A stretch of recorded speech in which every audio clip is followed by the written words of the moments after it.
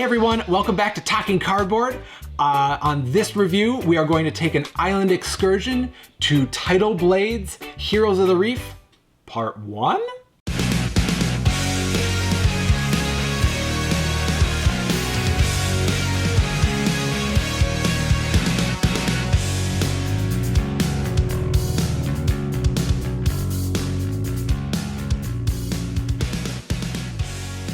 So welcome to this slightly truncated Talking Cardboard review. We've only got 3 members here. We have myself, Jurch, we've got John to my right and Cory to my left. And we are talking about Tidal Blades, Heroes of the Reef, Part 1. It's got Part 1 on the box and we don't know what that's about. So I just keep throwing it in there because I think that's really intriguing. This is a 2020 game from Druid City Games and they're pretty new on the scene. Cory, how did you find this game? Found out about it online, did a lot of research, heard a lot of buzz about it. It was a Kickstarter. Huge success for Druid City Games. I know, as Jurch just mentioned, they are a newer publisher, but like many newer publishers, they start off on Kickstarter with a big project.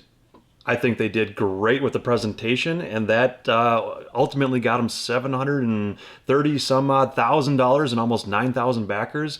So it was a huge hit on Kickstarter.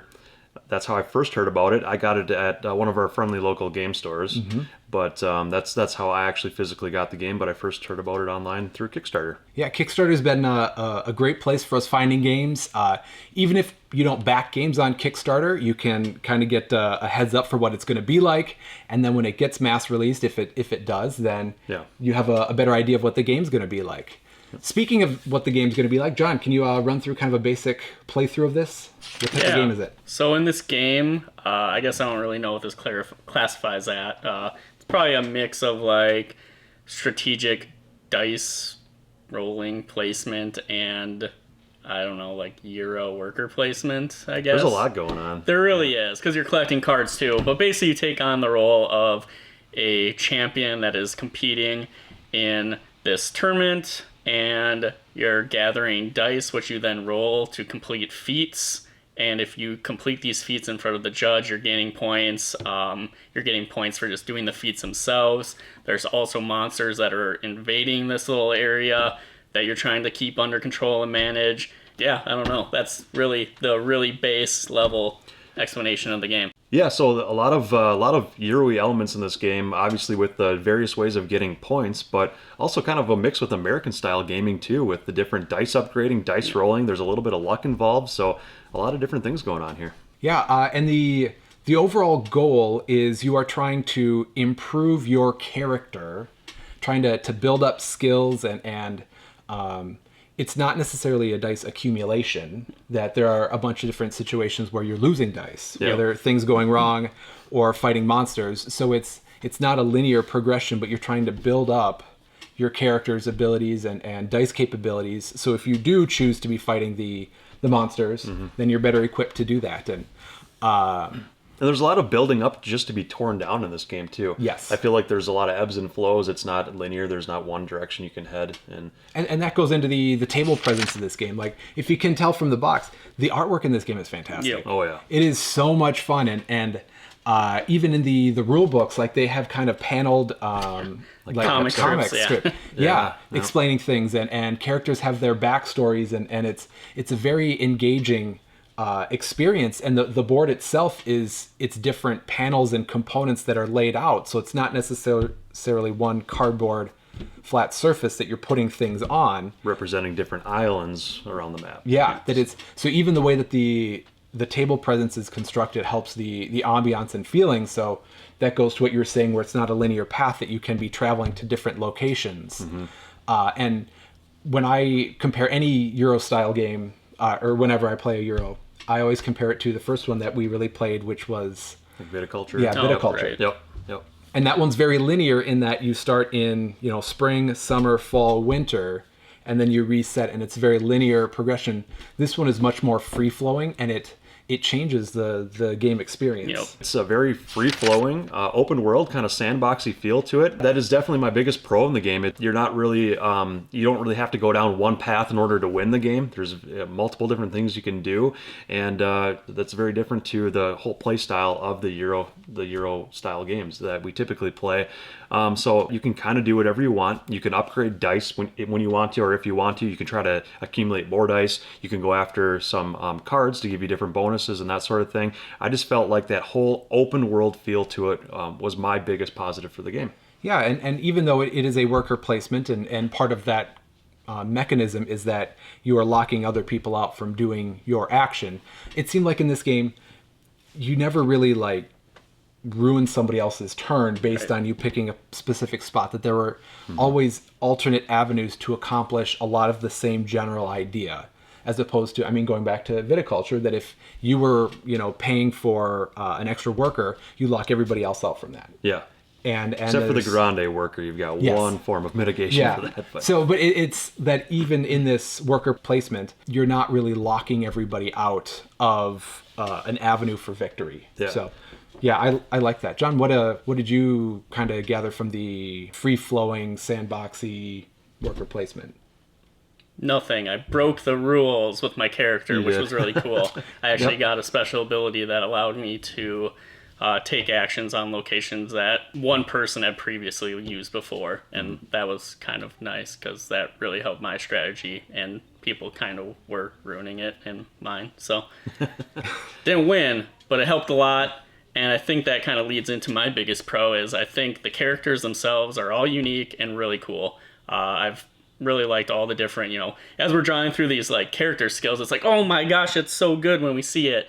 And it's like you have to choose between one of two things, and it's actually really hard because the skills, one, are really awesome, and two, they did a really good job like fitting the flavor to each character. Yes. Whereas I played like this headhunter dude, and his skills were all about like being a lone mercenary and getting bonuses for when he was by himself at one of the islands and taking actions there. And I don't know, it was cool. Yeah, and going off of that, with each character is they have a recommended play style as well. Yeah. So when you are trying to build up your character, there's a guidance for what of the four main skills you can be working on, what that character tends to lean towards, and then that goes along with their character building deck, that type of stuff. So each character does play differently. Right. Yeah. And even within each character playing differently is you can construct it based on how you are synergizing. Right.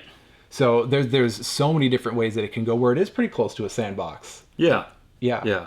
And I guess another really big positive for me too that I really like to see in any game I play is the tightness of the play. Yes. I know we talked about how you don't really block each other from doing certain things. You can pretty much do whatever you want on any given turn, whenever you want, but you're only given a set number of actions per round. Mm-hmm. And the actions are, you start off with only 2, and then maybe you get to 3 and 4 actions by the end of the game. Yeah. So every action you take is just really important. Yeah, I noticed that too, that it starts off where there are so many different avenues you can go to be building your character, to be gaining more dice so you can complete more difficult challenges. But you only get 2 actions at first. And I felt in every time that I've played it that I think I have a game plan going in. Right. And then as soon as I take my first turn, I feel like I'm behind. You got nowhere, yeah.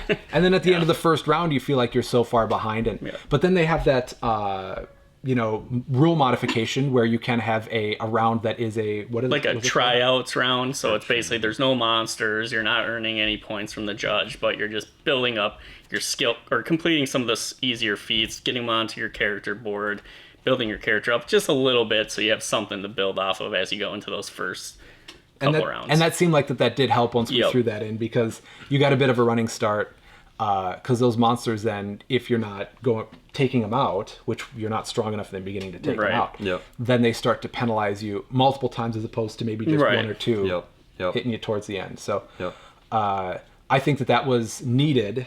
And it wasn't like it was making the game easier. It wasn't an easier mode. It just helped us get more of a running start.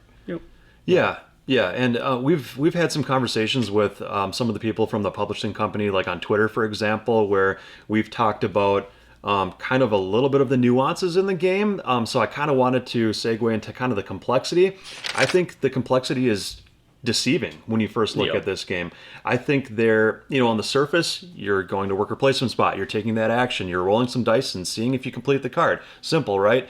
But I think there is just a whole lot more depth and moving parts and a little bit of clunkiness to it as well. There's just so many resolve this, then that, then this, and then if you're not doing that in the right order, you might not be able to complete exactly what you're looking to do. So there is a learning curve to this game. Absolutely. And it's not necessarily a linear min-maxing type of thing that you're trying to figure out exactly what to do. It's if you get locked out of using some dice, so you run out of shells to block, so then you end up having to destroy dice, then it makes it very dynamic and free-flowing. And for me, that was, so far that has been a struggle for me, is to try to keep the ship going in the right direction even when things start to kind of wobble and shake. And you never feel like you're too far out of it, and you never feel like you're running away. Right. At least I've never felt like I've been running away in this game, but I have finished in second and third both games. So I haven't done that well, but it seemed like that it's kind of a huge amalgamation of what's going on. So it is a very complex game, and the more that we play it, the more that we start to really dive in and understand it more. Yeah. So it is deceiving like that because it is kind of light on the surface and brightly colored, and a lot of backstories and kind of, I mean, there seems like there's so much more depth to be unpacked from this game. Mm-hmm. Yeah. You really need to make the most of every worker placement that you put out on the board.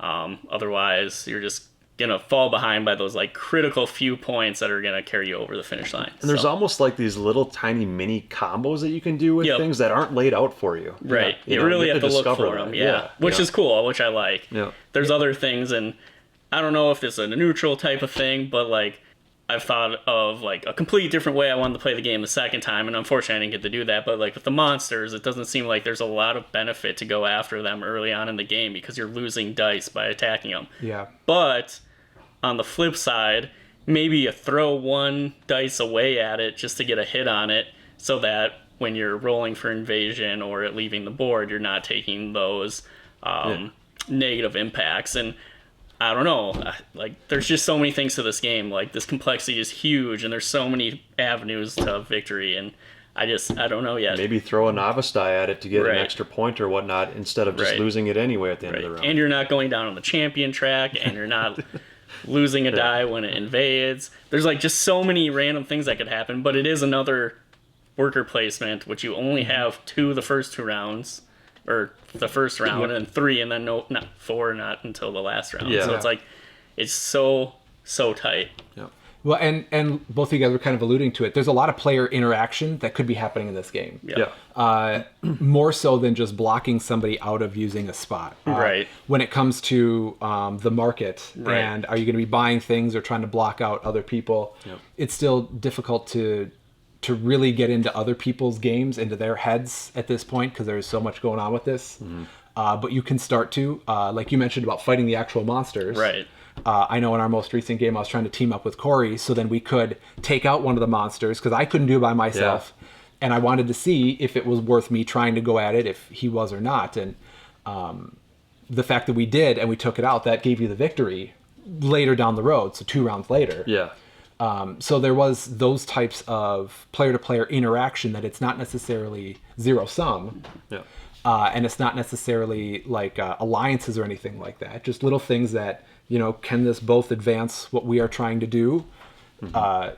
And that kind of helps with the hidden objectives too, that you each get a set of hidden objectives that are all on par. Mm-hmm.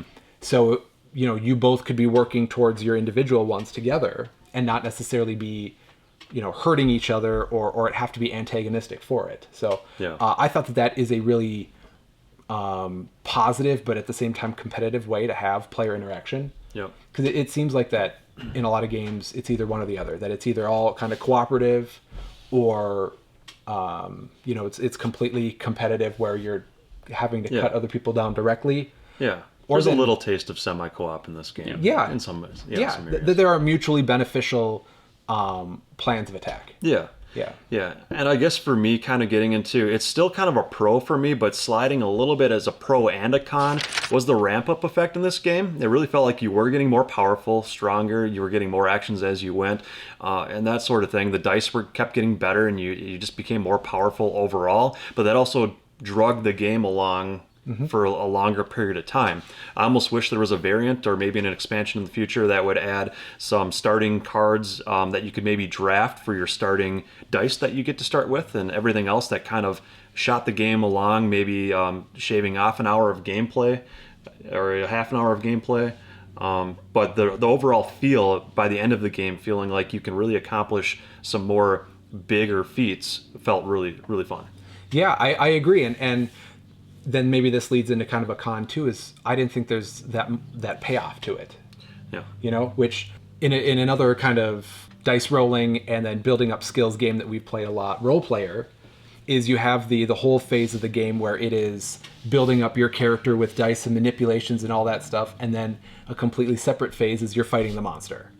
And with this, the monsters or things like that are happening simultaneously with, you know, preparing and crafting your character at the same time that the baddies are coming in that you have to be fighting.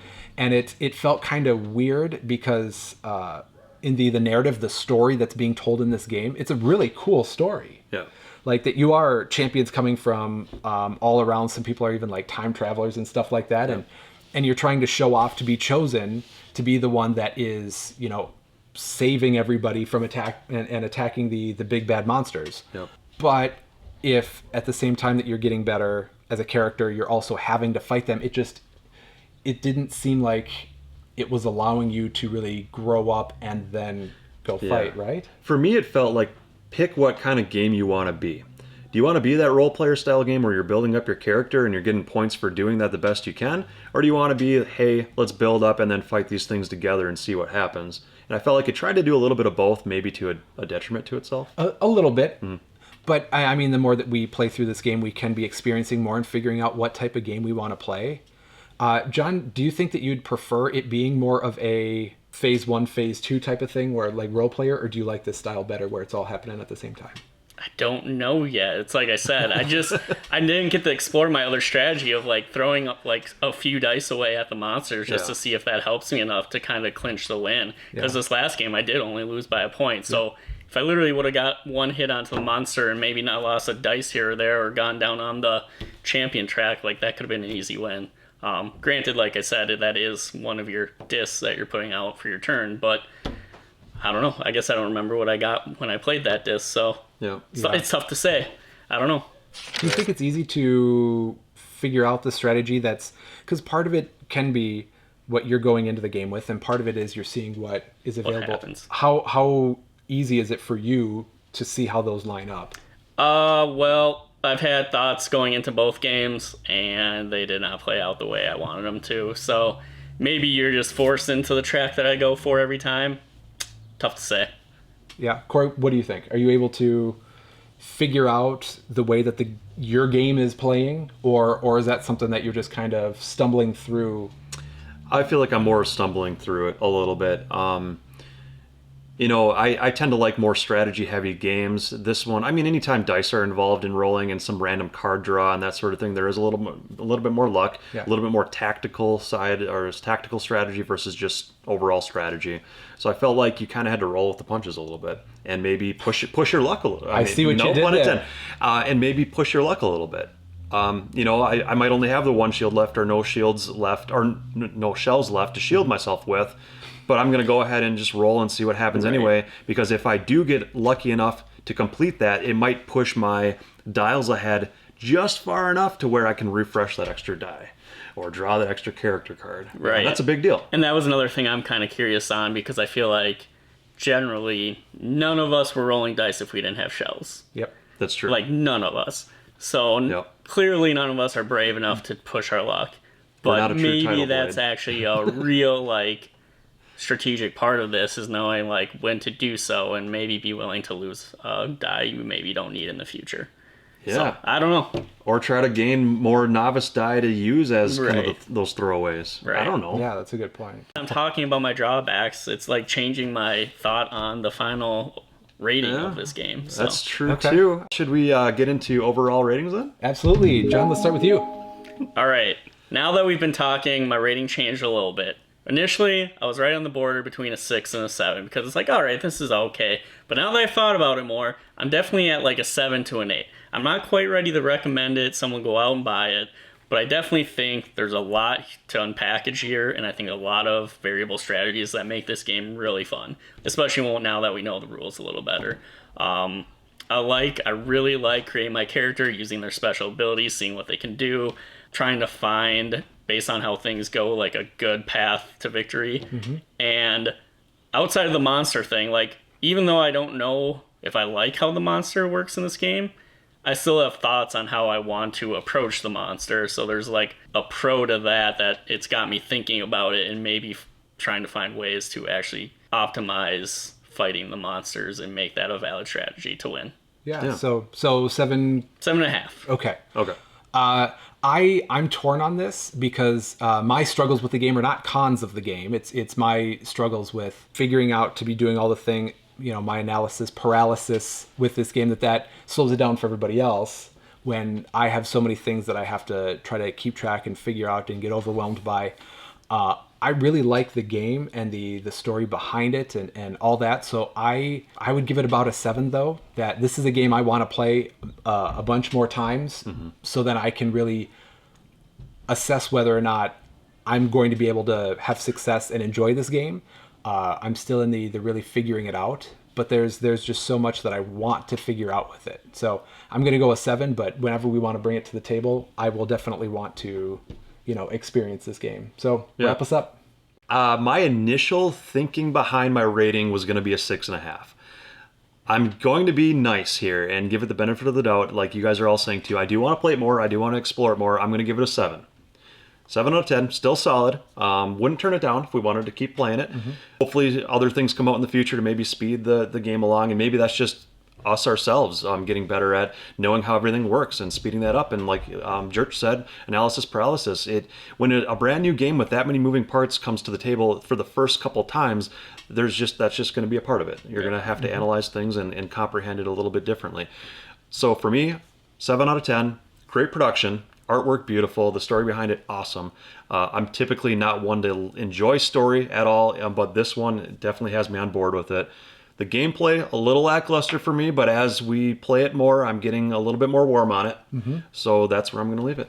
And I think even with our ratings, we leave room to say that a lot of other people probably really, really like this game, and we're not knocking it. We just, in our experiences, we haven't quite connected with it. But we all see that there's definitely room where we could really be more strategic and interactive and really start to master this game a lot more. So overall, it's a good game to play. It's a good experience. And, because here in Minnesota, it's just started to warm up. Yeah. When we take this game out and it's island themed, it just kind of, it really scratches that itch, and it's cabin fever. We're ready for just warmer weather. And this game definitely feeds off of that vibe. Oh, yeah. So we're going to wrap up this more conversational review, a slightly different style than what we're used to, but we really wanted to keep in the flow of a no linear path type of experience with the game. Tidal Blades, Heroes of the Reef, Part 1. Check in later down the road for maybe Part 2. Yeah, so for all three of us here at Talking Cardboard, take care. And look out for Part 2. See you later.